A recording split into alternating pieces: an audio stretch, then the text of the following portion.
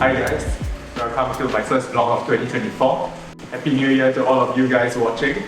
In today's video, I'll be showing you my first week on the bike in 2024. I woke up at 6 AM this morning intending to Zwift, but I ended up going back to sleep, so I'm making up for it now. Laziness and procrastination comes at a cost, but we have a workout to do, so let's get to it.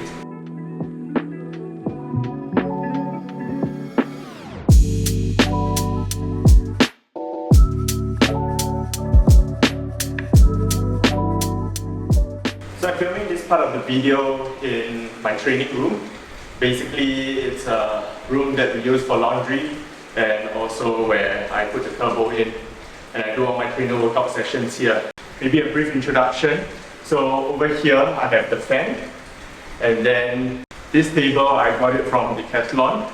It's very useful because there's a cup holder over here, and then I have space for my laptop and iPad. And there's also a hook where I hang my heart rate monitor sometimes. The mat is also from Decathlon. I think at this stage I've used it for about 4 years now, but it still looks okay, so pretty durable, I would say. So I usually work out with aircon and the fan because I feel like otherwise it really gets very hot. Imagine if you're riding and the wind is constantly blowing at you at 30 kilometers per hour. So without the fan, I would definitely feel like I'm going to overheat.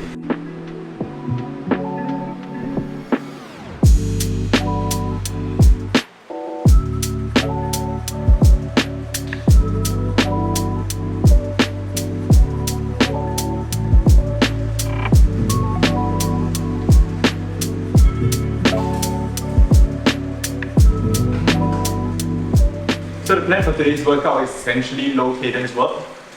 Tempo zone but only about 8 minutes, 65 to 75 RPM, and 4 sets in total, followed by 20 minutes at tempo. It's not that hard and a nice way to get back into things. I haven't been doing intervals much in December.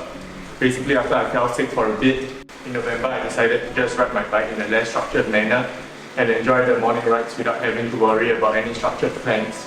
Later on in the week, I will also do a few rides and try to include some gym work as well.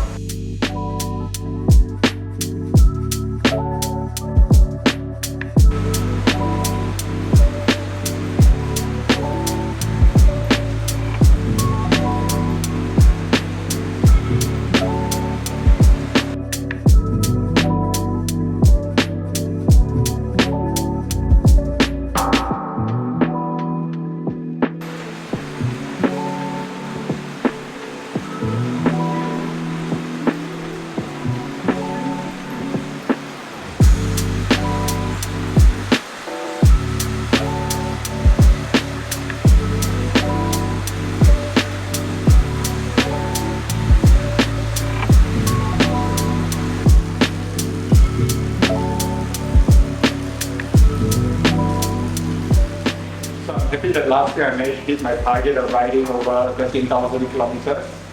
Basically, I just wanted to get over the 12,000 kilometer mark. This year, I'm happy with around the same because I think I already tried my best with around 10 hours a week, and that was all I got. So I'm hoping to maintain that. So later on in the week, I will do a few rides and also try to include some gym work as well. This year, I plan to work a bit less and take advantage of my flexible work arrangement. For the last few months, I resumed work and started putting quite a bit of hours into it, including burning some weekends. So this year what I want to do is focus more on travel and riding overseas a bit. So the main reason why I'm sort of doing some structured training again is because this year I want to travel more and ride overseas. So I want to make sure that when I go overseas I can enjoy the place thoroughly instead of like trying to find friends and bonds. I still don't plan to race, I just want to have a good time on my holidays. In terms of travel plans, I'm going to LA for a holiday later this month. And then in mid-Feb, I'm going to Chiang Mai in Thailand. I've heard a lot of good things about the place, so I'm really looking forward to it. And then I'm going to go on Flanders at the end of March as part of a 3-week long holiday. In the same trip, I also plan to visit France and Italy, where I'll rent a bike and do some of the climbs around the area again. And maybe later in the year, if I can find the time, I want to go to Mallorca as well. And of course, I plan to squeeze in some short trips to Malaysia along the way when there's time. It's too boring to ride in Singapore all the time, and aside from the weather, Malaysia has some really nice roads, and we should take advantage of the fact that we're neighbors and go and explore more often. So that is the main set of the workout now, mainly the cool down portion of it, 10 minutes in zone 2, and we can call it a day. It's got a bit difficult at first because, like I said, I haven't been training for a few weeks now, but got into the rhythm of it soon enough, feeling the familiarity of pain.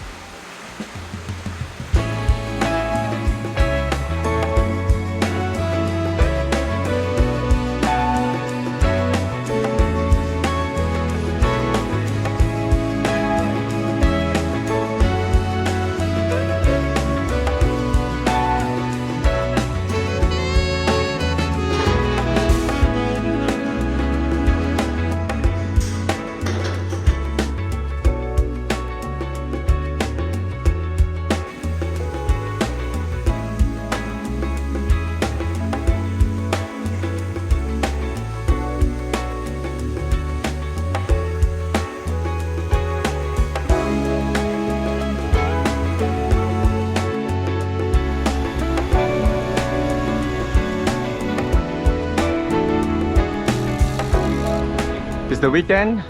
We've made it to Saturday, which is our long ride. So today we started at State of Affairs around 6:15. Some of us a bit later. Speaking for myself, I always have issues waking up. Anyway, then we did a Mandai loop, down Clementi and then up SBV and on to Bartley Coastal. We're doing the Pasir Ris bypass now. Essentially we go through Pasir Ris Park so we don't have to deal with all the traffic lights on the outside. It's a little bit slower, but at least it's constant and the scenery is quite nice. It's very chill. Don't have to deal with cars. Makes for a very peaceful weekend morning.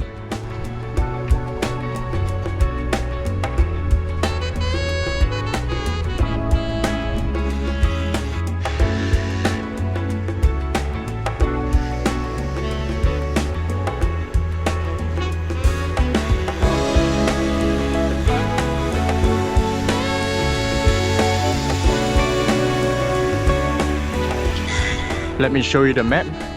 So it's essentially like a figure of 8, but it's very very smooth, minimal traffic lights. I pretty much spent my whole Friday trying to figure this one out. And I was feeling quite demoralized about cycling in Singapore already because it's always the same routes, and it's okay if it's always the same, but it's nice. But most of the time it's just traffic lights after traffic lights, heavy traffic, cars, and it's just quite annoying. So I'm glad that we managed to try out this route today. I would say it's very worth it and you should try it. Total length including the commute home for me would be around 4 hours, so that's perfect.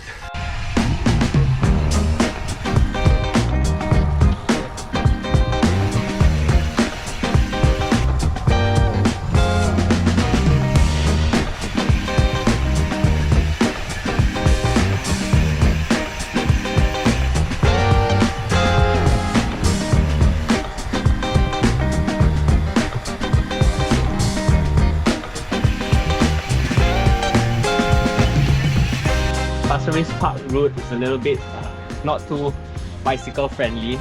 You don't like it?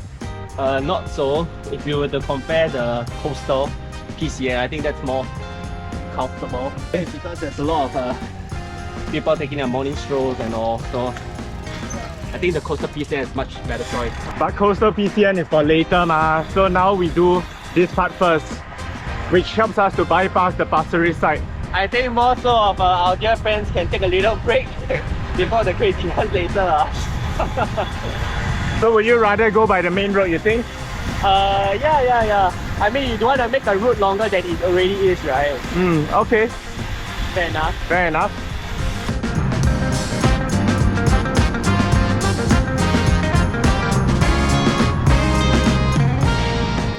Beautiful, man. The sun is out. It hasn't been the last few days, which is why I've just been staying at home using the turbo, which was nice also in its own way. At least it isn't hot today, which is the most important thing.